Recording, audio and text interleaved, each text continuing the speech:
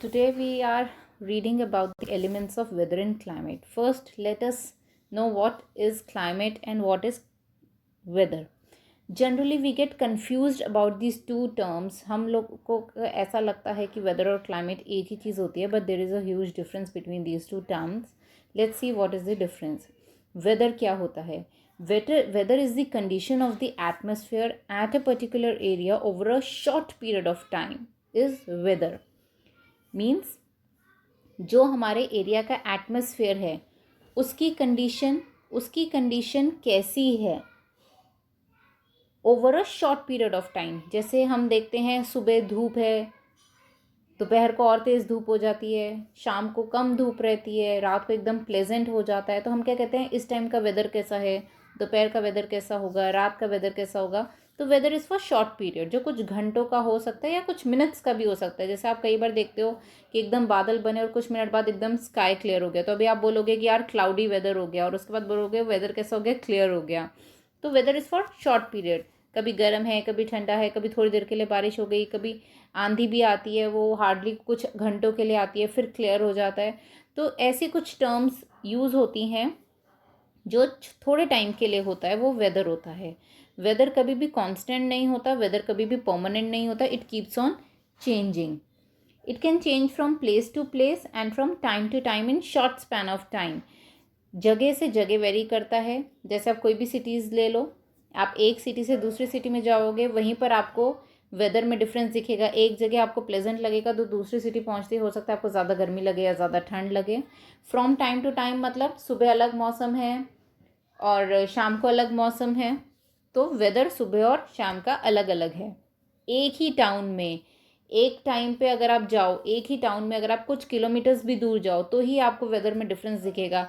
आप कहोगे यार, जैसे कोई सिटी है, कोई सी के पास है, तो उसका जो एरिया सी के पास होगा वहाँ का टेम्परेचर थोड़ा सा कम होगा, वहाँ का एरिया थोड़ा सा प्लेजेंट होगा. जैसे जैसे आप उसके इनर साइड पे जाओगे, इनलैंड साइड पे जाओगे, तो वहाँ पे हो सकता है टेम्परेचर बढ़ जाए, आपको गर्मी ज़्यादा लगे. तो आज धूप है, हो सकता है कल बारिश हो जाए. तो आज का वेदर क्या है, सनी है. कल का वेदर क्या होगा, रेनी हो जाएगा. तो weather is for short period. It could vary from minutes to hours और few days, 1 or 2 day, that's it. कुछ दिनों का भी रहता है, जैसे अभी 2-3 दिन का वेदर कैसा रहेगा, हम इस तरह से बात करते हैं. Now what climate is. Climate is the average weather condition of a large area over a large period of time और long period of time. Weather क्या था, छोटे एरिया का छोटे टाइम के लिए. क्लाइमेट बिल्कुल उसका अपोजिट है, लार्ज एरिया के लिए लॉन्ग टाइम के लिए. वो होता है क्लाइमेट. ये टाइम पीरियड कितना वेरी कर सकता है, it could be for years, like 20 to 30 years, लंबा टाइम. क्लाइमेट एक जगह का ऑलमोस्ट कांस्टेंट होता है लंबे टाइम के लिए. जैसे 20 साल तक यहाँ का अगर क्लाइमेट गर्म है तो गर्म ही रहेगा. वो इतनी फ्रीक्वेंटली नहीं चेंज होता जैसे वेदर चेंज होता है. तो क्लाइमेट इज़ फॉर क्लाइमेट इतना फ्रिक्वेंटली नहीं चेंज होता, काफ़ी सालों तक एक जैसा रहता है. जैसे हम क्या बोलते हैं, इंडिया का क्लाइमेट कैसा है, तो इंडिया का क्लाइमेट है ट्रॉपिकल मॉनसून क्लाइमेट टाइप. हम बोलते हैं वैंकूवर का क्लाइमेट कैसा है, वैंकूवर ओशियन के पास है तो it's like moderate oceanic climate. Antarctica का क्लाइमेट कैसा है, ये पोलर में के पास है तो इसका पोलर क्लाइमेट होगा. मतलब एंटार्क्टिका पोलर के पास है तो वहाँ बहुत ज़्यादा ठंड है. वैंकूवर ओशियन के पास है तो जैसा ओशियन के पास का क्लाइमेट होता है वहाँ वैसा वहाँ का है.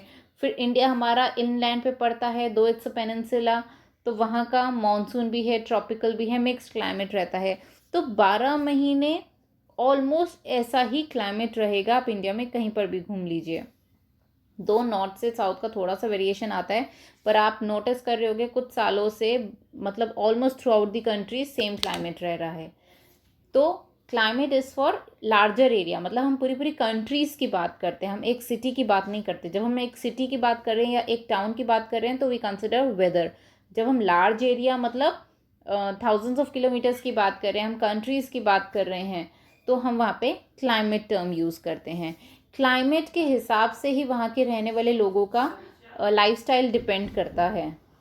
जैसे जो ठंड वाली जगह पर रह रहे हैं वो वुलन पहनेंगे ज़्यादा, वहाँ के घर भी उतने ही गर्म होंगे, वहाँ का फूड भी वैसा ही होगा कि उनको गर्मी मिले. फिर क्रॉप्स जो वहाँ पर उगते हैं वो भी अलग अलग टाइप के होंगे, अलग अलग क्लाइमेट के हिसाब से। तो वहाँ के क्लाइमेट के हिसाब से वहाँ के क्रॉप्स भी वैसे उगेंगे। वहाँ का जो फ्लोरा फौना होता है, वहाँ के जो फ्लावर्स हैं, फ्रूट्स हैं, एनिमल्स हैं, वो उस एरिया में उसी हिसाब से होंगे। जैसे ठंड वाली जगह पर पोलर एरियाज़ में अलग रहते हैं, एनिमल्स भी अलग होते हैं, वहाँ के फ्लावर्स वगैरह भी अलग होते हैं, वो जो बहुत लिमिटेड होते हैं। फिर जो दूसरे इनलैंड एरियाज़ हैं वहाँ के अलग होते हैं, जहाँ बहुत ज़्यादा गर्मी है उधर अलग होगा, ओशियन एरियाज़ में अलग होगा। तो क्लाइमेट के ऊपर सारा का सारा लाइफस्टाइल, लिविंग स्टाइल, वहाँ के घर, वहाँ के एनिमल, फ्लावर्स, फूड क्रॉप, सब कुछ डिपेंड करता है। Now what are elements of weather and climate means weather और क्लाइमेट किसी भी जगह का किन चीज़ों पर डिपेंड करता है। काफ़ी सारे फैक्टर्स होते हैं जिसके ऊपर वेदर और क्लाइमेट डिपेंड करता है। जैसे उस एरिया का एटमॉस्फेरिक टेम्परेचर कैसा है, वहाँ का प्रेशर कैसा है, विंड्स कैसी चल रही है, ह्यूमिडिटी कितनी है, पर्सिपिटेशन क्या है, सनशाइन कैसी है, क्लाउडीनेस क्या है। ये कुछ फैक्टर्स हैं जिनके ऊपर वेदर और क्लाइमेट डिपेंड करता है। Will study one by one all these factors. First of all, what is atmospheric temperature. Atmospheric temperature नाम से पता चल रहा है एटमॉस्फेयर का टेम्परेचर कैसा है, किसी भी जगह का। एयर कैसी है, एटमॉस्फेयर कैसा है, गर्म है कि ठंडी है। हमें पता है हमें हीट और लाइट दोनों सन से मिलती है, जो नेचुरल सोर्स ऑफ एनर्जी है। Solar energy is a natural source of energy. तो हमें हीट और लाइट सन से मिलती है। हीट एनर्जी सन हमें कंटिन्यूसली दे रहा है विदाउट एनी पॉज। तो इस जो रेडिएशंस हमें हीट एनर्जी की फॉर्म में मिल रही है सन से, इसको हम बोलते हैं solar radiation. Solar means sun and radiation जो हमारे पास हीट एनर्जी रेडिएशन फॉर्म में आ रही है। अर्थ हमारी सन के कंपैरेटिवली इतनी छोटी है और इतनी दूर है कि पूरी की पूरी सन की हीट और लाइट हमारे पास नहीं पहुंचती है। ऑब्वियसली बड़ी चीज़ कोई चीज़ हमें दे रही है तो आप जितने छोटे हो आप उतना ही रिसीव कर पाओगे उसको। तो अर्थ अपने साइज़ के हिसाब से जितनी उस पर फॉल कर रही है बस वो उतना ही ले पाएगी, उससे ज़्यादा तो ले नहीं पाएगी। और वो कितना है, 200 मिलियन का 1% कर लीजिए, उतना उसको अर्थ को रिसीव हो रहा है। 200 का 1% होता है 2 मिलियन। यानी एक एग्जाम्पल दिया गया है, मतलब जितनी सोलर रेडिएशन निकल रही है उसका सिर्फ और सिर्फ 1% हमारी अर्थ पे पहुंचता है। ये सोलर एनर्जी जो हमें रिसीव हो रही है, अर्थ को रिसीव हो रही है, इसको हम बोलते हैं इंसोलेशन। ना इंसोलेशन कितनी अर्थ पर पहुंचेगी ये डिपेंड करेगा कि सन का इंक्लिनेशन कैसा है, सन रेज का इंक्लिनेशन कैसा है, मतलब कौन से एंगल पे सन रेज हमारे अर्थ के ऊपर गिर रही हैं, और दिन का कौन सा टाइम है, कौन सी ड्यूरेशन है डे लाइट की, कि मॉर्निंग है, आफ्टरनून है, इवनिंग है, नाइट है। तो इन फैक्टर्स पे डिपेंड करता है कि कितनी सन रेडिएशन, सोलर रेडिएशन हमारी अर्थ के ऊपर आ रही हैं। Earth surface maximum solar radiation जो एब्जॉर्ब करता है वो करता है डे टाइम पे। दूसरा है रात के टाइम। डे टाइम पे तो उसने सोलर एनर्जी, सोलर रेडिएशन सब एब्जॉर्ब कर ली। अब रात को क्या होता है, रात को हमें कंपैरेटिवली कम गर्मी क्यों लगती है, this is very interesting. At night जो हीट ऑफ द सन होती है, जो भी एब्जॉर्ब हुई है अर्थ के अंदर, वो रेडिएट होती है वापस, मतलब रिफ्लेक्ट बैक होती है, रेडिएट हो जाती है, वापस ऊपर की तरफ जाती है। जो अर्थ के अंदर आई वो उसके ऊपर वापस रिफ्लेक्ट कर रहा है हीट को। इस रेडिएशन को हम बोलते हैं टेरेस्ट्रियल रेडिएशन। जो हमारी अर्थ ने एब्जॉर्ब की उसको हमने बोला इंसोलेशन, और जो अर्थ ने रेडिएट बैक की उसको हमने बोला terrestrial radiation. Now what are heat zones. हमारी अर्थ को हम लोगों ने 3 पार्ट्स में डिवाइड किया गया है। 3 सेम पार्ट्स नॉर्दर्न साइड पे, 3 सेम पार्ट्स सदर्न साइड्स पे। तो ये डिपेंड करता है कि कितनी हीट रेडिएशन, कितनी सोलर रेडिएशन अर्थ हमारी एब्जॉर्ब करी है। उस बेसिस पे अर्थ को तीन जोन्स में डिवाइड किया गया है, 3 हीट जोन्स में डिवाइड किया गया है। तो अमाउंट ऑफ इंसोलेशन पर डिपेंड करता है सब कुछ। ये 3 जोन्स हैं हमारे, torrid zone, temperate zone and frigid zone. Colours के हिसाब से आप देख सकते हैं, आपको डायग्राम इसमें गिवन है, इसके हिसाब से आप कलर्स के बेसिस पे बता सकते हैं। हमें जानते हैं red means super hot, yellow means normal hot और ब्लू मीन्स बिल्कुल ठंडा। तो इस बेसिस पे इंडिकेट करता है कि कौन सा जोन कैसा होगा। तो अगर आपको थोड़ा सा भी कन्फ्यूजन होता है कि कहाँ गर्मी ज़्यादा होगी या कहाँ ठंड ज़्यादा होगी, तो आप इस तरह से इसको याद कर सकते हैं। इक्वेटर हमें पता है, equator is an imaginary latitude जो 0 डिग्री पे लाई करता है, and moreover it is the hottest area on the whole earth. तो जो सबसे ज़्यादा गर्म एरिया है उसके आसपास ही ज़्यादा गर्मी होगी। तो हम जो टॉररेट जोन बना रहे हैं वो हमारा रेड कलर का बनेगा, मतलब रेड हॉट जोन हो गया। फिर टेम्परेट जोन उसके ऊपर आता है, ऊपर की तरफ चल रहे हैं हम, ऊपर आता है तो वो थोड़ा सा कम गर्म होगा, तो वो येलो कलर का हो गया। और बिल्कुल ऊपर में तो बिल्कुल ठंडा है, मतलब ब्लू कलर, हमारे ब्लू इंडिकेट्स कोल्ड। तो उस हिसाब से ये सब नाम है। नाउ टेम्परेचर किस फैक्टर पे डिपेंड करता है, कहाँ गर्मी ज़्यादा है, कहाँ ठंड ज़्यादा है, या टेम्परेचर कहाँ हाई है कहाँ लो है, ये किन फैक्टर्स पे डिपेंड करता है। सबसे पहला फैक्टर है हमारा लैटिट्यूड।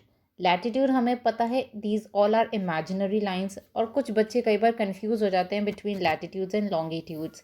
तो इसको याद रखने के लिए मैं एक बहुत अच्छी टिप दे रही हूँ आपको। लॉन्गिट्यूड्स, लॉन्ग प्लस इट्यूड्स, तो इट्यूड तो फिक्स हो गया, लॉन्ग और लैट में हमें कन्फ्यूजन है। तो लॉन्ग मतलब लंबी, लंबी मतलब खड़ी हुई चीज़ को ही हम लॉन्ग बोलते हैं। तो जो लाइंस हम इमेजिनरी खड़ी हुई बनाते हैं वो लॉन्गिट्यूड्स होते हैं। और लैट प्लस इट्यूड, लैट लेट जाना, तो लेटी हुई मतलब हॉरिजॉन्टल, तो लैटिट्यूड्स हो गई हमारी हॉरिजॉन्टल लाइंस।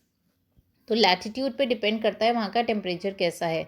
इक्वेटर हमारा एक लैटिट्यूड है जो 0 डिग्री पे लाई करता है, तो it is the hottest area. अब इसके पास, इस places closer to the equator, जितनी भी जगह क्लोजर हैं इक्वेटर के वो हॉट होंगी कंपैरेटिवली वो प्लेसेस जो इक्वेटर से थोड़ी सी दूर है।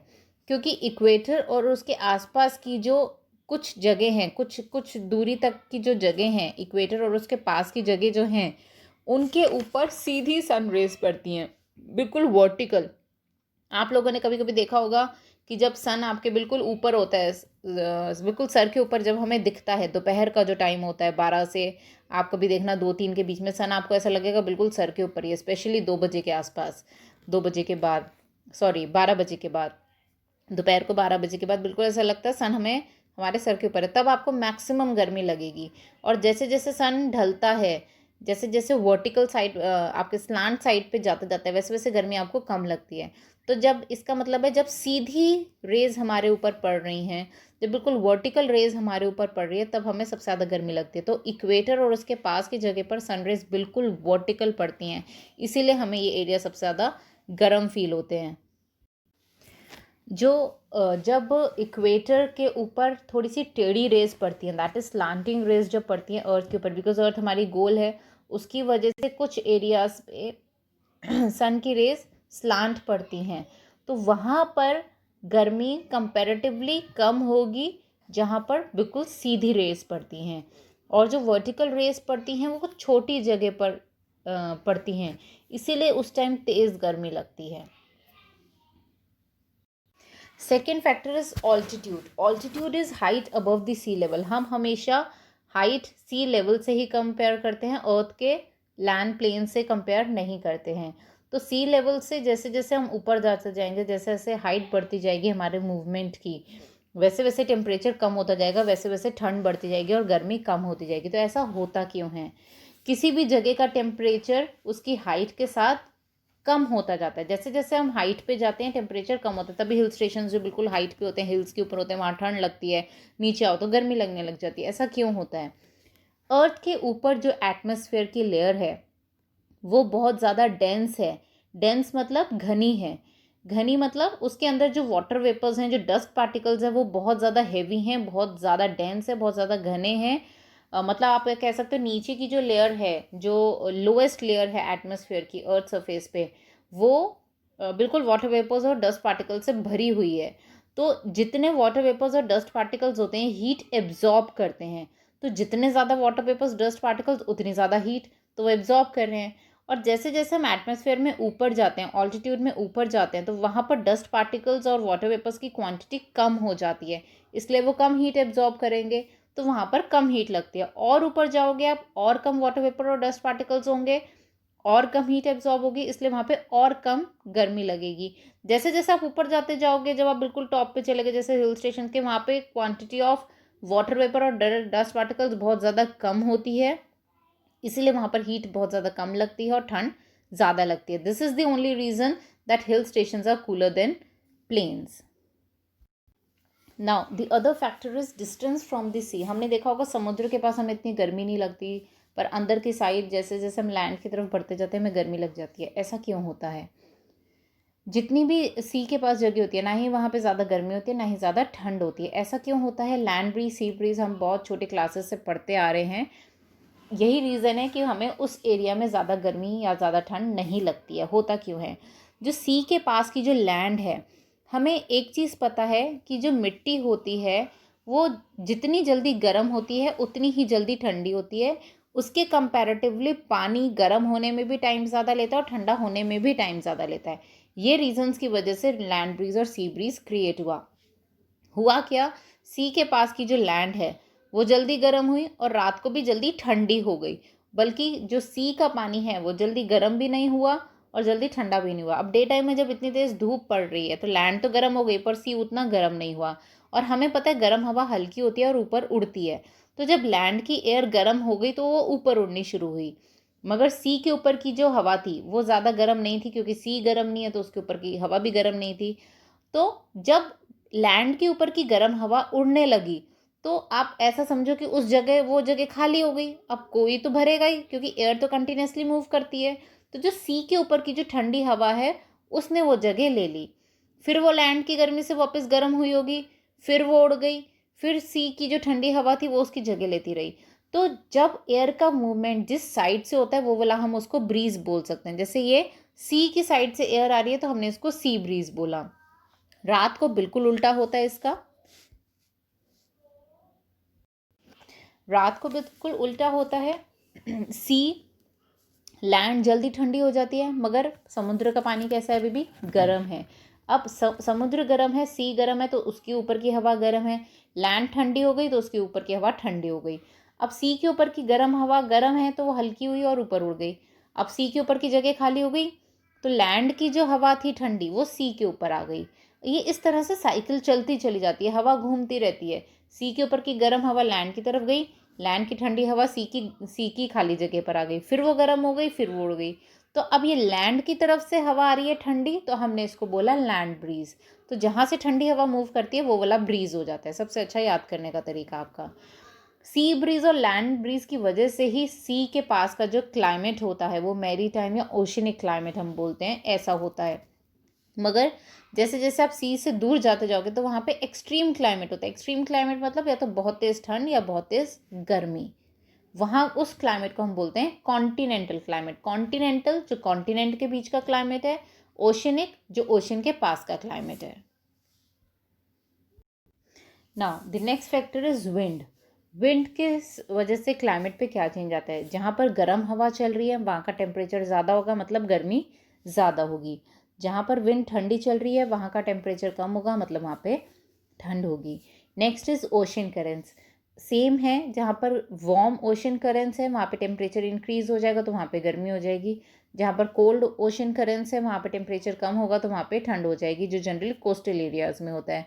दूसरे फैक्टर्स है जैसे स्लोप ऑफ लैंड, जैसे जैसे आप ऊपर जाते जाओगे वैसे वैसे ठंड होती जाएगी. फिर रिलीफ है, क्लाउड्स हैं, जहाँ पे क्लाउड ज़्यादा है वहाँ पे ठंड होगी. सॉइल है, कहाँ की कैसी सॉइल है, वेजिटेशन कवर कैसा है. जहाँ पर ज़्यादा वेजिटेशन है, जहाँ पर डेंस फॉरेस्ट है वहाँ पे ज़्यादा गर्मी नहीं होगी. तो ये सब रीजंस हैं जिससे एक जगह के टेम्परेचर पे फ़र्क पड़ता है. आप बिल्कुल घने जंगल में चले जाओ, वहाँ पे आपको इतनी गर्मी नहीं लगेगी. क्यों? क्योंकि वहाँ पे सनरेज ही पूरी नहीं पहुँच पा रही है अर्थ पे और वहाँ की गर्मी वहाँ ज़्यादा एब्जॉर्ब नहीं करेगी हीट. तो ये सब फैक्टर्स है जो रिस्पॉन्सिबल हैं एक जगह के टेम्परेचर के वेरिएशन के लिए. नेक्स्ट है आपका मेजरमेंट ऑफ टेम्परेचर. हम टेम्परेचर मेजर कैसे करते हैं? हम बचपन से पढ़ते आ रहे हैं ऐसा इंस्ट्रूमेंट जो टेम्परेचर मेजर करता है उसको हम थर्मामीटर बोलते हैं. तो थर्मामीटर टेम्परेचर ऑफ एयर के लिए भी यूज़ किया जाता है. टेम्परेचर ऑफ एयर को मेजर करने के लिए भी वी यूज़ थर्मामीटर ओनली. और सेम है बिल्कुल जैसे आपके घरों में थर्मामीटर्स हैं, इनको डिग्रीज में मेजर किया जाता है. इसके स्केल दो होते हैं, one is Fahrenheit and the other is Celsius. हमें पता है boiling of water is 100 degree Celsius और freezing point of water is 0 degree Celsius. Fahrenheit scale पे यही 212 डिग्री फ़ारेनहाइट है और 32 डिग्री फ़ारेनहाइट रिस्पेक्टिवली। रिस्पेक्टिवली का मतलब है, रिस्पेक्टिवली का मतलब होता है जो पहले लिखा है वो पहले के लिए, जो बाद में लिखा है वो बाद के लिए। यानी बॉइलिंग वाटर पहले लिखा है तो जो 212 डिग्री फ़ारेनहाइट है वो बॉइलिंग के लिए है, और बाद में फ्रीजिंग पॉइंट के बारे में हम बात करें यानी freezing point 32 degree Fahrenheit water का बॉइलिंग पॉइंट है। Temperature on Celsius scale can be converted into Fahrenheit scale by using this formula. ये आपको फॉर्मूला गिवन है, तो कुछ भी कन्वर्जन के आपको क्वेश्चंस आ जाए तो यू कैन ईजिली, आपको फ़ारेनहाइट का गिवन है, सेल्सियस में पूछा तो आप फ़ारेनहाइट में पुट कर लीजिए, सेल्सियस आ जाएगा। सेल्सियस पूछा है तो आप अगर आपको फ़ारेनहाइट पूछा है तो सेल्सियस में उसकी वैल्यू डालिए और फ़ारेनहाइट को कैलकुलेट कर लीजिए।